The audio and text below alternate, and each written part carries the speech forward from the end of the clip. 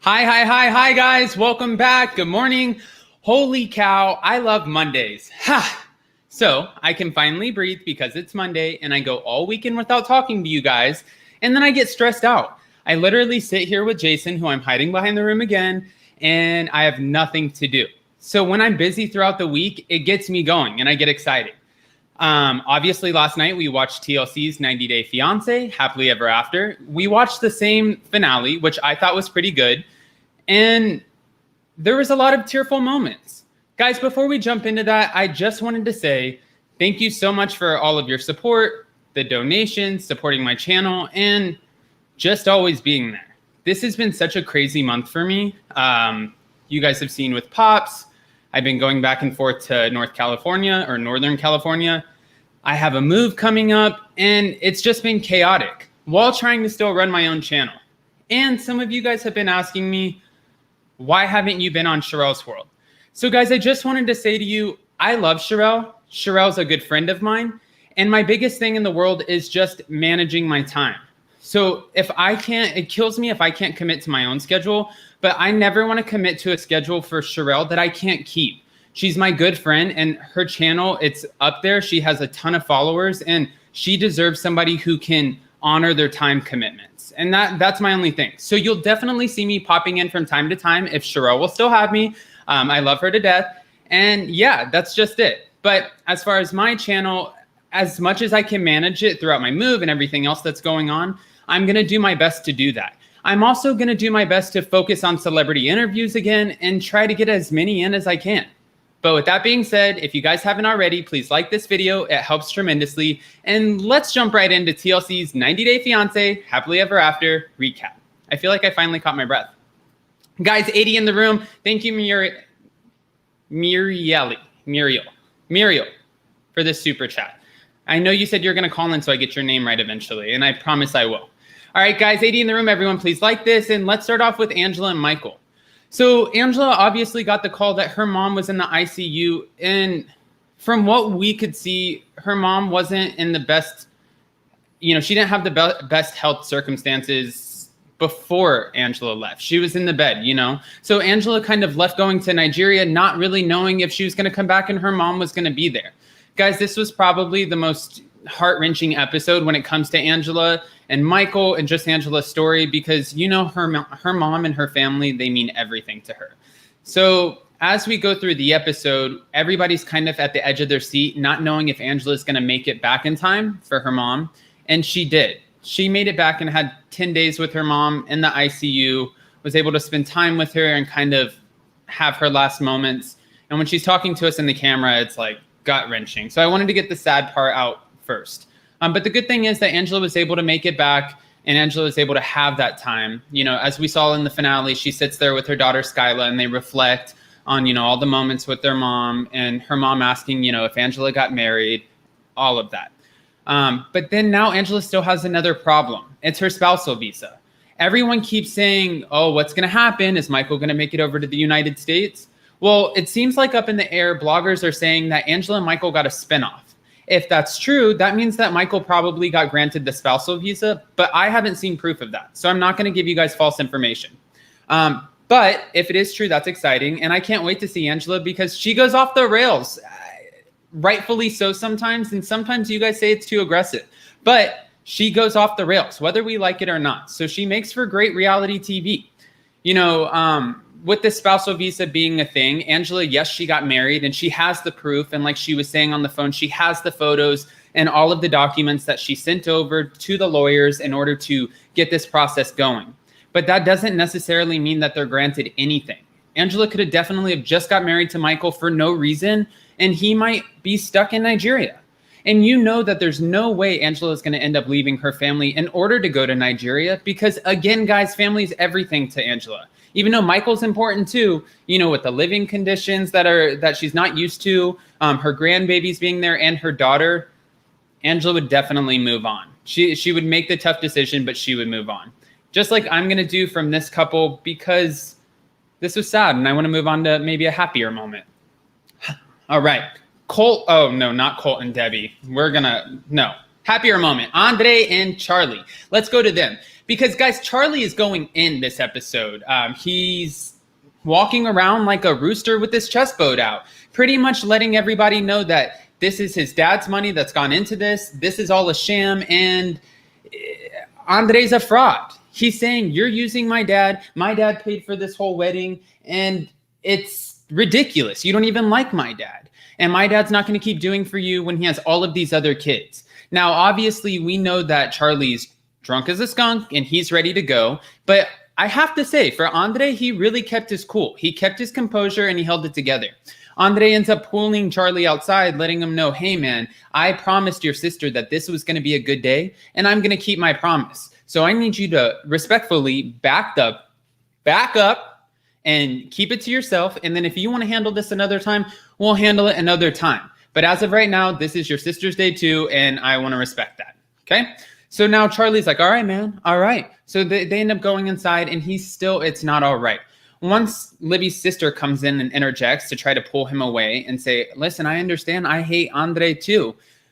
Charlie's still not done. Charlie continues to go around the room, and the more he looks at the flashy dance floor, the hors d'oeuvres, the food on the table, the flowers, and just the whole wedding, you could tell he's just boiling up.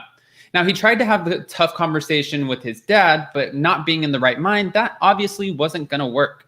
So when Charlie pulls Chuck aside and he tries saying to him, you know, Dad, you're weak. How could you do this? You have so many other kids, blah, blah, blah. And is really going in on him, saying, you know, you pay their rent, you paid for this wedding.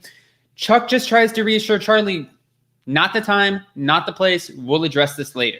But again, Charlie, he's not coherent. So he doesn't think that he's wrong, you know, and from there, we're just going to have to move on. But I did want to say I was proud again of Andrei when he ended up pulling out Charlie. I didn't think his approach, not Charlie, but Chuck. I didn't think his approach was great when he started and said, Chuck, you need to handle your son. I obviously don't think that's the way to go about saying it. But once he started to lead into what he was actually trying to get to, and we realized that's kind of a language barrier of the way he approached the conversation, he could have been a little bit softer about it. And he kind of started to explain, I'm sorry for the past. I want to move forward with you.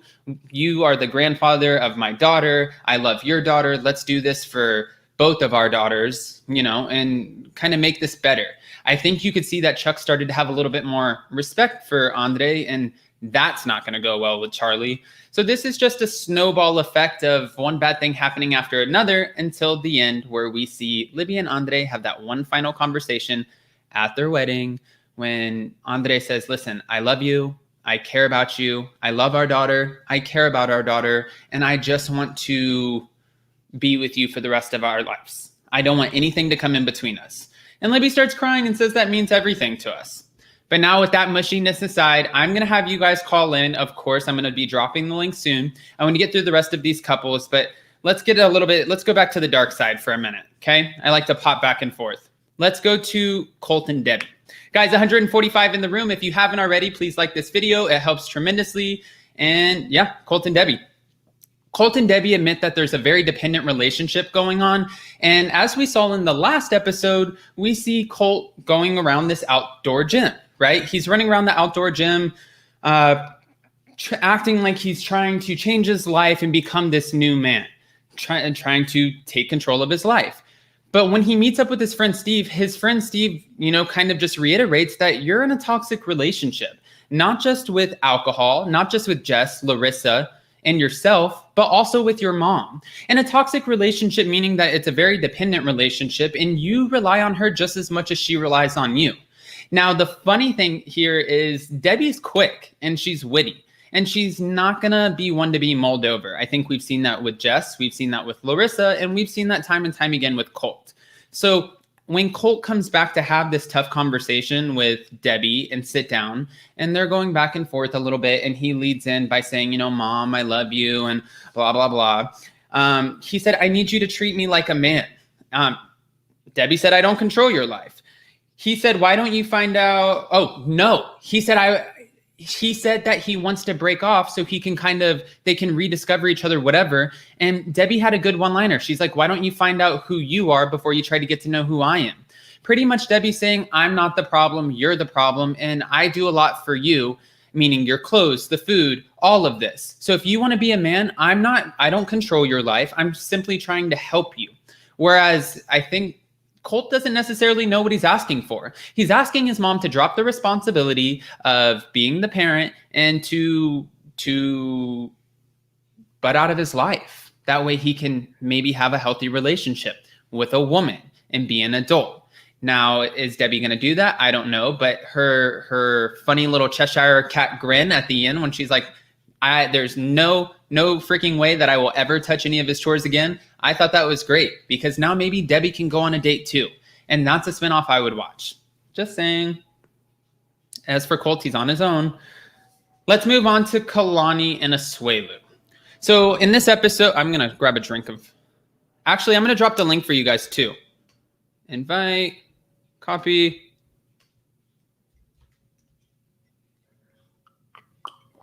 Just a little insert for you. Just kidding. So Kalani and Asuelu, I thought this was getting better before it didn't, and then it got worse. At the beginning of this episode, we see Kalani and Asuelu go to say goodbye to his mom because we're finally starting to make strides between the family. When his mom and Tammy and the other sister come in to try to mend the relationship between the families with Lo there, and obviously Kalani's mom, Lisa, we saw that sit down. It ended up going, for the most part, pretty good until Tammy ended up not thinking that way and leaving before she said goodbye to Kalani and Asuelu. Now, for Kalani, she doesn't care because Kalani never wanted to say bye to Tammy in the first place. She was kind of dreading that. She's like, I hope she doesn't go in for a hug because I don't want to hug her, and didn't know how awkward that was really going to be. But, you know, they, again, start making strides. They're sitting there joking with his mom at the hotel room. She even makes a joke about, give me some money, but she's kidding. And it seems like we're getting to a better place. Now, as we go through the finale episode, we find them at a cocktail place where Kalani's like, you know what, let's do our homework. She asked the waiter for a couple pieces of paper and 2 pens, and they start writing down their responsibilities or who thinks what or who should have what responsibilities. Let's just say that. So they each write down a list with their names and what they each should be doing. Now, obviously, their lists were very different because Kalani's list was everybody doing everything equal and then both taking care of the kids in the house and just doing everything together. Now, Asuelu's list was taking care of all of Asuelu, and then Kalani on Asuelu's list took care of all of Kalani and the kids. So Kalani obviously didn't think that that was fair, and you can see she's not stuck in that mindset. She's very like equal opportunity. So she's frustrated. She's annoyed. She's looking at Asuelu like, this is not how this is going to go. Asuelu says, I go outside and I rake the apples. And she literally looks at him like I could give a living, about you raking apples. You raking apples does nothing for my life. So how about this? How about you start doing stuff inside with me? And then when you want to rake apples, when everything's done inside with the kids, the family, yada, yada, then I will go outside and rake apples with you. Okay? You can see Asuelu definitely uses that as a way to get out of any kind of chores or responsibility. And he thinks his hard day at work serving yogurt samples, that's a day. So he is still trying to come to terms and become more of a progressive, I guess, individual, learning what Kalani's asking. But apparently, as we go on through the finale and see how they end up in COVID, it doesn't end up working out for the best. So as we know, we all we're going through COVID and the pandemic. In the finale at the end, when they do a follow-up with Kalani to see how Kalani and Asuelu are, Kalani goes on to explain that Asuelu has been going to volleyball. Asuelu has been going out with his buddies. She put a tracker on his phone. He's been lying to her, pretty much doing everything that he wants to do and not really taking any responsibility again. After all of this, they just had all of these conversations, but now the cameras have been down. So once the cameras went down, Asuelu went back to the way he was. Now for Kalani, that doesn't work, and we see her have a tough conversation with her mom about not knowing what exactly she's going to do next. So Kalani's like, I can't take this behavior anymore. He needs to be an adult. He needs to kind of step up. And for now, I got him a one-way ticket back to Seattle, Washington to go be with his mom because I can't take this. And I really need the time to sit back and evaluate what I, Kalani, am going to do and what's best for me and my family. When Lisa sits down with Kalani, she goes on to let Kalani know, you're not doing the wrong thing. Asuelu doesn't really contribute. And if he wants to be a part of this family, he needs to step up. I think that's good that Kalani has the support, and I think it's great that Asuelu has the support, but I just don't know how good it is that Asuelu is going back to a house that Tammy's in when Tammy's not a huge fan of Kalani. This is probably a recipe for disaster. But we'll move on and see what happens. Guys, 186 in the room. Let's hit 200. Everybody please hit like, and yeah. Thank you, Amy, for the super sticker. Oh, Big Red, hi, welcome in the room. All right, guys, we're going to move on to Larissa and Eric. More SCX, can't say that on here, less arguing and strange vibes. So Eric has taken care of Larissa throughout this whole plastic surgery adventure. Larissa got her nose done and her boobs done, and she really wanted to look like one of those blow-up dolls because for Larissa, that's her idea of perfect. So we see Larissa go through the surgery and Eric have to be what he calls her CNA, certified nursing assistant, and taking care of her. When he's taking care of her, she's vomiting, she's spitting up blood, all of this stuff that comes with it. And really, if you guys saw the episode, it didn't even look like Larissa should have been released from that hospital. She looked like she was completely out of it, and her whole body was just torn open and sewn back together. So I don't know why we would trust Eric to take care of her. Anyways, Eric ends up taking care of her, but he says he will never do it again. And then we see them meet up with the friends. This is when it gets a little bit awkward because Larissa wants to show off, the work, everything. And the friends are excited to see it and said that she looks completely like a new person, like an X-rated actress is what they said to her. And she loves that because that's exactly what she was going for. When they start talking, though, this is when it gets a little bit strange. Eric and Larissa start explaining their living situation and the fact that they are like two cats. So they live in one room, two separate beds, almost like a hotel room, and then they hook up and then they go back to their beds and they sort of act like roommates, but they're not. So nobody really understands the dynamic and everyone thinks that it's pretty strange, but Larissa, for her, it works. She thinks that I can be on the phone when I want. He can be on the phone when he wants. And, if my green card runs out, I think that I'll propose to him. If she proposes to him, if she proposes to him, guys, that would be nuts. I would freak. That I don't know. I couldn't see that happening. But we'll see what happens. I don't know. You guys heard that. Obviously, Larissa just got taken into custody by ICE. And if that's the case, we know that she already got released and she's headed to Colorado with Eric. If that's the case, then maybe they will get married. Maybe Eric will get what he wants out of it. I don't know exactly what they're trying to achieve here. So we'll see, guys. Again, who knows? Let me drop the... Guys, I'm going to start taking calls whenever you guys want to start calling in. Just drop the link right now. All right, and let's move on to Tanya and Sinjin to end us off. Okay, so Tanya and Sinjin, we see that Sinjin just doesn't want the responsibility of being a husband. I think that's the best way to put it. He doesn't want the responsibility of being a husband. And now that he's came back to South Africa and he's seen his family and he's seen his friends and he's realized that, this is my life without responsibility and it's so much better, blah, blah, blah. I think that it's going to be hard for him to go back. But I do have to say I have a lot of respect for Sinjin because he ends up being completely honest with Tanya and saying, it's going to be hard for me to go back. I do have a lot of growing up to do, and I owe that to you. I'm going to try to be a better man, but work with me. Tanya at this point, though, is letting him know, hey, listen, I get what you're saying, but I'm not going to wait for forever.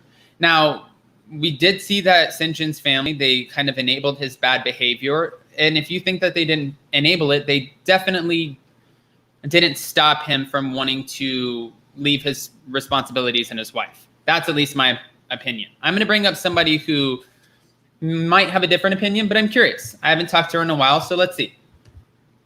Hey, hi. boy. How are you? I'm better now that I see you. Uh-oh. Talk to me, Shan. How do you feel? Well, I don't really have a lot to say about Sinjin. Meh. We all know it's probably not going to work, and that's okay. They tried. Yeah, that's fair.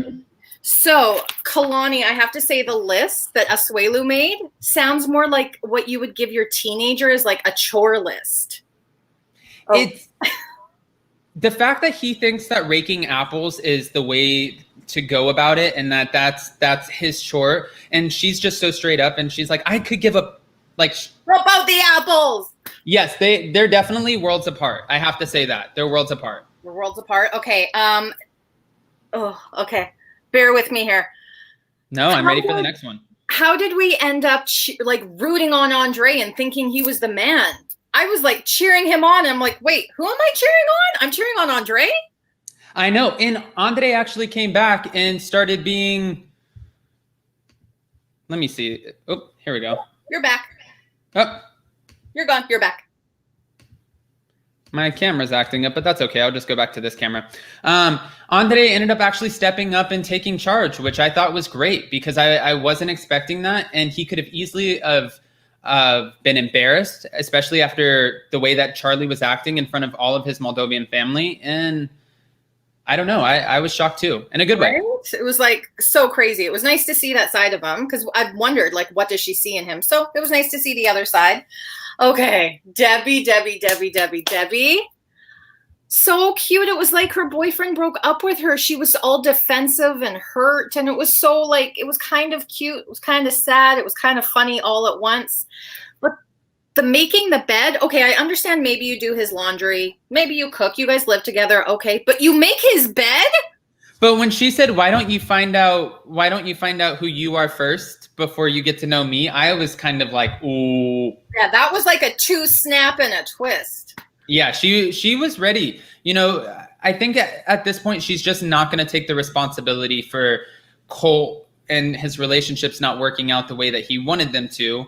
And that's very apparent, you know, like she's like, I feel like Colt's blaming me.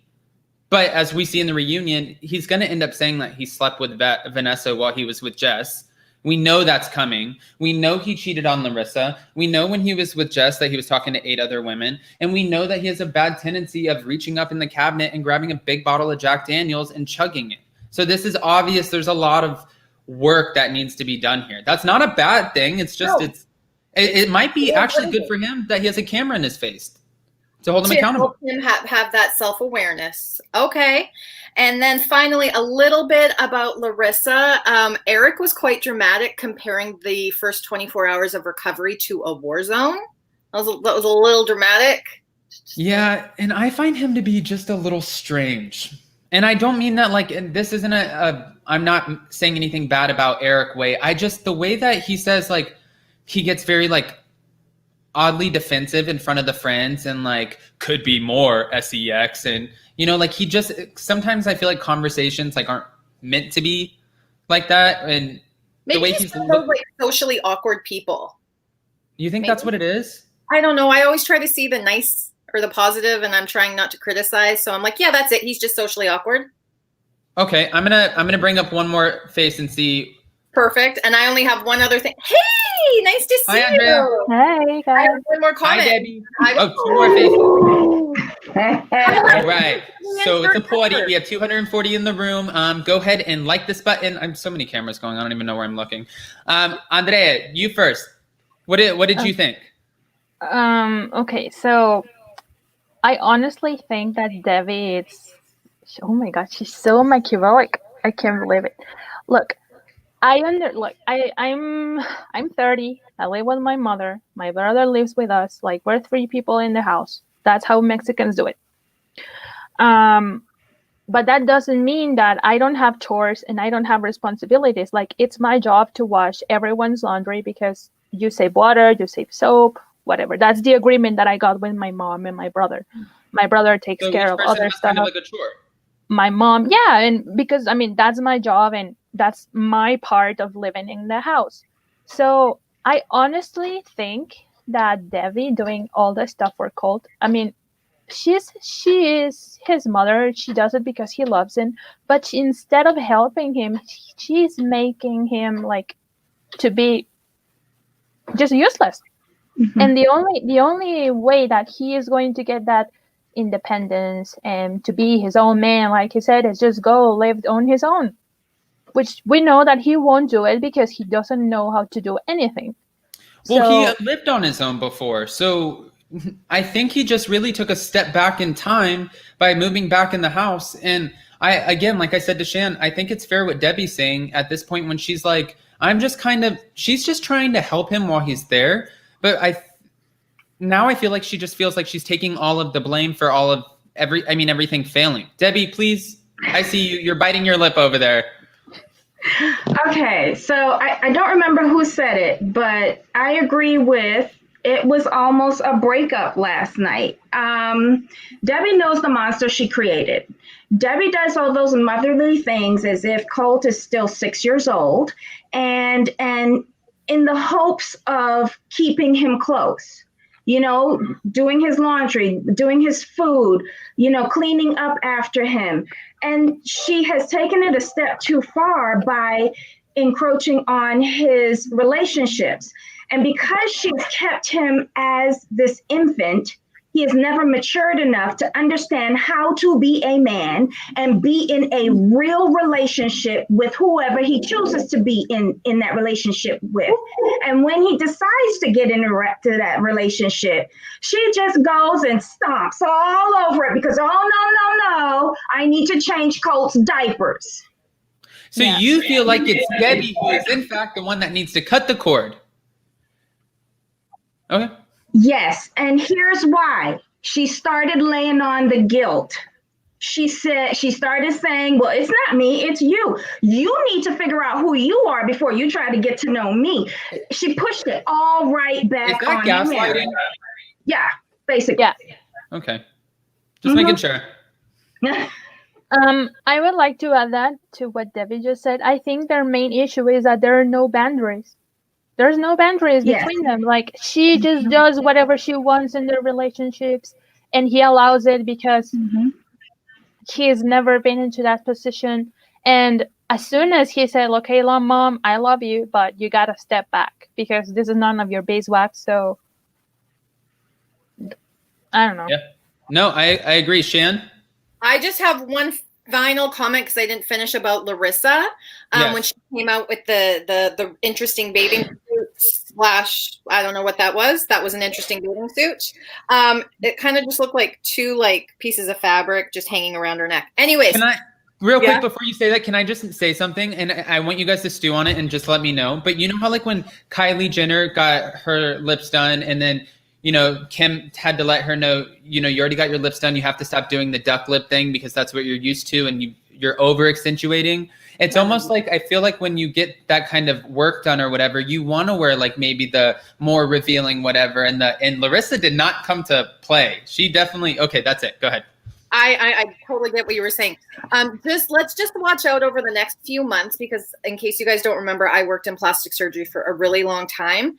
To me, it looks like she's getting something called gymnastia. So feel free to look that up. It's where the breasts are too big and it actually pulls the cleavage skin out. When she was sitting in that chair, it looked almost like there was tension, like the skin was coming out a little bit. So let's just make sure she maintains her cleavage. Are you going to be okay, Adam? I'm sorry. I just have such a I could watch murder mystery stuff all night and thrillers, and then when you start talking about if it's botched or Dr. Pimple Popper, I'm like, ugh. I can't do let's it. just keep an eye on that. Hopefully, with the swelling, maybe she doesn't get it, but it's not a good look when you have a uniboob after all of that. Yeah. And a uniboob because she went too big. Yeah, so your skin can only take so much. What? Sorry? Your skin can only take so much. It can only stretch so much. Right. Maybe that's why the doctor was like, I'd really prefer you to go to 600, but if that's what you want. So we'll see. She was real aggressive with that first initial installment. I don't know what else to say. Like, I don't know what you're like making it sound like she's putting in new kitchen countertops or something. Listen, but no, you have to go in and get them overhauled every like decade or so. I wouldn't be surprised if she speeds up that renewal schedule. Girls got to keep on growing. Or she takes them out. And like Farrah Abraham is a good example of that. She liked to, and it was just something that she was starting to slowly, like more and more get into that business, and she kept enhancing herself. And some people just get into it and they get addicted to plastic surgery. Mm-hmm. There's a guy who runs around here, West Hollywood, and they know him, and he's been all over Botch. They know him as the Ken Barbie doll, and he's just had over 100 surgeries. Yeah, he's had over 100 surgeries, and it's almost people get excited about him. And when the TMZ bus passes, they're like, "Guys, hold on! It's the human Ken Barbie doll." And he literally comes on the bus, waves. He loves it. Didn't that man just transition? I think he is a woman now. No. He was out there like 3 weeks ago. Oh, okay. Yeah. He after 100 and something surgeries to look like a man doll, he's not gonna. I don't think he's gonna do 100 more to go. I mean, I don't know. You never know what people do. I don't know. But it was a good episode. Thanks for having me. It was so good to see you. Yeah, Shan. So, guys, if you real quick, I'm gonna bring on Jamal too. I just changed my schedule again because we're adding some more live interviews this week. We're adding Marissa Hermer. I have Alex from Below Deck. Hopefully, I know. Hopefully, Leah McSweeney's sister is going to come on and talk to us a little bit, and then Mama D's today. So we just have a busy week. So stick with us, guys. Okay. I'll be here. All right, Jim. I'll see you in a little bit. All right, let's bring up Jamal. Hey, Jamal, guys. you're always on the go. Hi, Jamal. What's going on? Hello. So let's talk about Larissa. Okay, let's talk about it. I agree with Shan. The reason why, if you look at her closely, those boobs are pulling her skin kind of tight, and they're not sitting. They're not lifted. They're kind of like down a little further than I think she wanted. So that's going to be an issue for her going down the road. She may need to like go a little bit smaller, like within the next 5 years, because it's really pulling on her. Oof. Yeah, it's bad. Kalani and Asuelu. Are they getting back together, Jamal? If she wants it, yes, because I think she really overall wants her family together. She wants her kids to have a father. I understand, but to go through this constant cycle, because he's not going to grow up. That's the problem. He's stuck in his cultural ways, and he's not wanting to break out of that at all. If he did, he would have a second part-time job at another yogurt shop. Okay, and then. I'm curious really quick, because if you guys watched the episode last night, we saw at the end how they're showing us we have a 3-part reunion coming up, and they were literally bringing every single person who had camera time this season is at this reunion, including Tammy, Chuck, Charlie, everybody. And it was interesting to see Tammy say to Colini, "I'll beat you up too." And finally, Angela just like snaps, and she just says, what did she say? If you were my daughter, I'd beat your ASS or something. Did you guys see that? Like if I were your mother, I would beat your ASS. She was flexing as well. Yeah, doing her Hulk Hogan pose. Oh my gosh. That was too funny. It's going to be a good reunion. It's after watching a lot of these lackluster reunions, like again, it's a different network, but like Real Housewives of Beverly Hills and some others, I'm excited about this. And Jen stirring the pot. I'm like, why are you still on screen? Go away. Because they're trying to get their spinoff. They're trying to secure it. They're trying. And like I said in the comments, like the way Charlie was acting, you really would think they had like Kim K money like stashed somewhere under the mattress. Like he was acting like, sir, he probably has like $100,000 at best. Stop it. Well, we actually talked about this, Jamal. I wanted to talk to you about it because we've spoken on here about so many people who have said that they've looked into the price of this Moldovan wedding and saying that it's $7,000, blah, blah, blah. And Charlie, they exposed that it was $30,000. $30,000 and $7,000. That's a big. Was it? Or not Charlie? It was Andrei. It was Andrei who exposed it. Was it 30,000 US? Well, he didn't say US or not. See, so that's the thing. Was it Moldovan money or US money? Because it's so cheap to live there. I can't imagine. Okay, let me put it this way: if you spent 30,000 US on a Moldovan wedding, you would have had your party and wedding at like the Palace of Moldova. I'm sorry, you just would. Yeah. So you definitely think that? Okay, so we're talking about a conversion. Yes. Yeah. Okay. Because like I also think he overinflated it as well. Just, For his Yeah. Moldovan family watching. No, For the I just cameras. think he did it for the camera. He the overinflated it. So if he said it was 30 grand, I think at the most 10 to 15. Well, and then also I'm curious because Debbie, was it you who said that you feel like TLC definitely paid for that wedding? Yeah. Do you really still feel that way? Yeah. Why do you feel like that? I just do. I think that, okay, Jamal, you said that Chuck has like worth about 10,000. And when you said that, sorry, 100,000. And when you said that, I was like, not in real money, but like on credit cards, right? Like, No, I mean, like- I don't think he has that kind of money. I just don't. okay, what I said was the way Charlie is acting about this money, you really would think like Chuck had like Kim K money, the way he's trying to protect them. Yeah. Sir, I'm like, I mean, Charlie's like, Chuck might have like 100 grand in the bank, but I'm like, I just don't. You fighting too hard for it. Like, what's going on with you? The crux of the problem with Charlie is I don't even think it's a little bit about the money, but it's like he's giving his time and attention and finances to Andrei when he should be giving it to me. Because Right. Charlie don't care about none of those other 6 kids that Chuck has. He really doesn't. He's like, that's my dad, not yours. Yeah, He's kind of like the baby boy. he has that Jan Brady syndrome. Yeah. But But he's not doing it for Andrei. He's doing it for the daughter. Well, I agree, Andrea, He's but not. He don't care about that. He's not acknowledging that at all. This is what him and that glass of wine is sticking to that whole night. Right. He's mad because Andrei is not working, and he doesn't like Mhm. Andrei. Period. So he's focusing everything on Andrei. He's making it like it's about for Andrei versus for Libby. It's like if Libby were in the picture, Andrei wouldn't be in the picture. So that's what like Debbie said, that wine and his own thought process is telling him like, you're just doing this for Andrei. Blah blah blah blah. Not only that, what is Charlie's occupation? Because another threat could be, well, if their dad is supporting him and his wife and his family, then Andrei's cutting into that. Doesn't Charlie So work for what Chuck? does Charlie do? Doesn't Charlie I work for think Chuck? so. Again, it's competition. He can't get a real job, not with a DUI and a drug charge behind him.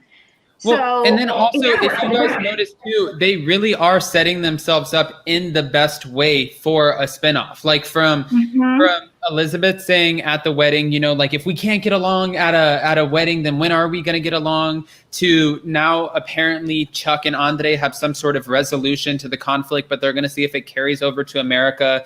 To Charlie letting Andrei know, okay, well, I'll see you in America. It's like we see so many storylines getting set up. That, you never know. Again, if Chantel can get a spinoff and Darcy and Stacey can, we might have spinoff. Pot-hast spinoff. But can we give Andrei just the Pimp of the Year award right now? I think he's like in first place for me because like the way he played Chuck, I'm like, you know what? I cannot even be mad at you right now. You are saying all the right things. Like he didn't make not one misstep. He took ownership of what he did. He said everything right. I'm like, Andrei, like, I bet you production schooled him. I'm sorry. I bet you TLC production said him, like, look, Andrei, here's what you got to say. This is what we got to do, all right? Go. Mhm. And Andrei had them lines memorized. He knew what to say, when to say it. When Chuck said something, he said, like, you know what? I understand that. I was wrong as well. I'm like, how did you get so mature in 2 episodes? Yeah. So we're being told it's $1,800 US. I feel like it was more than that. I'll say I'll be nice about Chuck. I'll say $5,000 US. Okay. Yeah, that might be with travel, everything. Let's go. $5,000 we'll say. They didn't pay for no travel. We know TLC paid for them tickets. They was in the back of the plane, coach, plane next to the lavatory. TLC found the cheapest tickets they could find to get them over there. Let's call a thing a thing.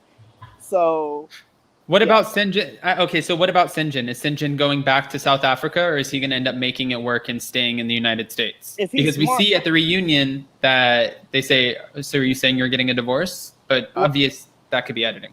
Well, since TLC paid for the plane ticket already, it was round trip, he had to go back. But I don't see them. I see him going back, them arguing again, and then him coming back to South Africa. Because what annoyed me with Tanya is this. She kept talking about like what he needs to do, and he's talking about how like when he gets back, he needs to like find a job, do this and that. What is she going to do when she gets back? I haven't heard her talk about looking at a want ad, going on Indeed, redoing her resume. I'm like, how long you gonna play on your anxiety and your broke foot? I'm gonna need you to stop. I'm gonna just need you to do something with your life. No one's gonna put up with that. And throw in your mama too. Yeah, no, he's going back. He's going back home. So I can go back home. Get my bartender job back, live with my parents, have my brother and sister around, have brides every day, and not do anything. Just the life of ditching motorcycles and Bruce? I mean, like, why would you do Tanya or your family? Bye. I can't believe you went I back. can tell you exactly what she's going to do. She's going to complain and continue to moan and groan about this poor boy. I agree with you, Jamal. He went back to fulfill his contractual obligations to the network. They'll probably get their little bonus for doing the tell-all. If they do not get picked up for another season, he's back to Australia. I mean, so? South Africa. Yeah, South Africa. Okay, so you think they're just doing it for the TV show, or he's just in it for the TV show at this point? He has to go back because he has to fulfill that contractual agreement to get his money. That's what he's all about. I can take the TLC check, go back to South Africa, live very nicely, find me like I said, another bartending gig, like see his friends. Like I would rather live at home with my parents and my friends than really live with Tanya. I'm sorry, because she's all talk. She doesn't do anything. And if he had really wanted to be with her, he would have already given in to her demands, and then they would have been on her roadmap to success, or what she thinks is success. But since he didn't do that, he's fighting her back. He's not staying with her. Okay, so then what about Michael? Do you think Michael's going to end up making it to the States? Because we've all heard about this spinoff with Angela. I'll let Andrea go first on this one. No, honestly, no. I doubt it. Michael is ever going to be in the U.S. Why won't they grant his spousal visa? Well, it takes time. Yeah. But is Nigeria still on the ban list? Saying, though, he has a good chance of them not granting it at all. I'm saying in general, though, does somebody know something that I don't? I wonder if he could get a work visa from TLC to come over and do this spinoff. Do it for a 6-week period of filming, go back to Nigeria, and then submit that to the authorities saying, look, I went over on this visa and I came back in good faith. I could have dipped out and left, but I came back. So now he has the network vouching for him, and it might speed up the process if the people in Nigeria are looking at it and the U.S. consul is looking at it going, oh, well, you have deemed yourself as being trustworthy. Maybe that's their spin on it. Well, because they keep on having to rack up like paperwork and photos and this and that and proof. And it's like, when is enough? But I guess I get it. This is a big process. It just, Angela, I mean, I feel so bad for this woman. I honestly think that applying for so many visas could be harmful for him, because in their system, they have records for everything, even if you were deported or if you did anything wrong during your stay in the US. So if the visa agent see that, oh, okay, so this man has applied for this visa and this visa and this visa, like, why is he so interested in going to the US, even if he has a sponsor or anything? Okay. I think the main issue is that Nigeria is still on the ban list. I think that's the biggest. That's the biggest issue. I don't think it would be such an issue if he wasn't, but since Nigeria is on that list, it's super difficult to get here. Yeah, they're trying to find a workaround, right? And trustworthiness and the backing of a production company, a network, whatever, is the best shot that they can take. Agreed. Okay. Who's left? What other couple is there? Did we miss No, anyone? we covered Larissa and Eric, Andrei, Charlie, Libby, that whole disaster, Tanya and Sinjin. I don't even know. No Paul and Karini, Angela and Michael, Colt and Debbie, Kalani and Asuelu, Tammy and her ridiculous behavior at the reunion when Colini kind of like, oh, Tammy has a big mouth, but I'm not even going to get onto her because that's not the kind of thing that I do on here. But I'm just saying, at the reunion, I'm waiting for somebody to just address this. That's all. So real quick on Colt and Debbie, I agree with everyone on that, but I think the main issue is that Debbie never treated Colt as an adult. Like, so when you don't do that, you don't create boundaries. And Colt doesn't seem mature enough to know how to create boundaries. I think he's only doing so now is because it's messing up his quote unquote game with the Brazilians. Like, he understands that Debbie's purposely sabotaging his relationships. So it took him a long time to get to this point. And Debbie's just mad. She's like, wait a minute, Colt might leave me. He might actually like go out on his own. He might actually have another woman washing his socks and drying out his drawers with the blow dryer. She's like, that can't happen.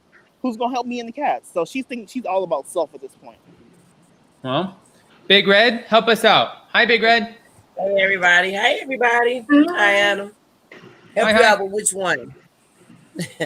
I agree with Jamal, actually, with everything he said. Actually, Jamal hit everything on point. Hey, Jamal, how are you? Hey, Big Red, how you doing? Andrea and Debbie, I agree really, really with Jamal on every topic. So you feel like Charlie's really stepped up, or not Charlie? You feel like Andrei's really stepped up to the plate, and he's like, where did he learn to grow up over? Andrei always been that way. Actually, I think Andrei was a good guy. Actually, I think that he became rude in real time because of her family. He had to be that way. I think that he always was really good, and I'm just glad we get to see that side of him. I think he was always like that. I don't think she would marry nobody like that. I just think that he's stepping up now. So you're giving him the benefit of the doubt. Take care of him and pull Charlie all the way out of it, or he's gonna be again. I think he needs to work for his family. Leave Charlie and the family out of it. I think the worst thing you can do. I think the worst thing you can do in life is allow someone to have financial control over you and be dependent on them, because they'll just hold it over you and always like remind you, well, I'm doing this for you, I'm doing that for you. So Andrei needs to understand, like, you know what? I think Libby's mom said that she would watch Eleanor. Just have her mom watch Eleanor, get you a job, and you guys be independent of Chuck. That's the only way you guys are really going to be happy in life. Because as long as Chuck is paying the bills, he does have some sort of say so. So when someone's paying your bills, it's like now he's the head of the household. It's like he's not the head of the household. Chuck running everything, and like Asuelu, the same thing. I mean, you're gonna always be the kid if you're not doing grown folks things. You portraying to be a husband and a baby father or whatever. I mean, well, then you got to step up and prove it. But you can't say nothing if you ain't doing nothing, period. I agree, Big Red, but it's more so that Kalani is really not forcing the issue on him. And as a wife, I really feel like it's part of your duty to be like, baby, this is where we are in life. This is what we need to do. This is what you need to do. I think she got postpartum depression too. I really do. I really think she got postpartum depression. I don't think nobody's tapping in on that. I think she's very depressed. And I had it. And when you have it, you're crying because he's not doing that right. You're crying because the baby's doing. You're crying because you don't know who you are. I think she need to seek help. And when she do, she's going to wake up from it all.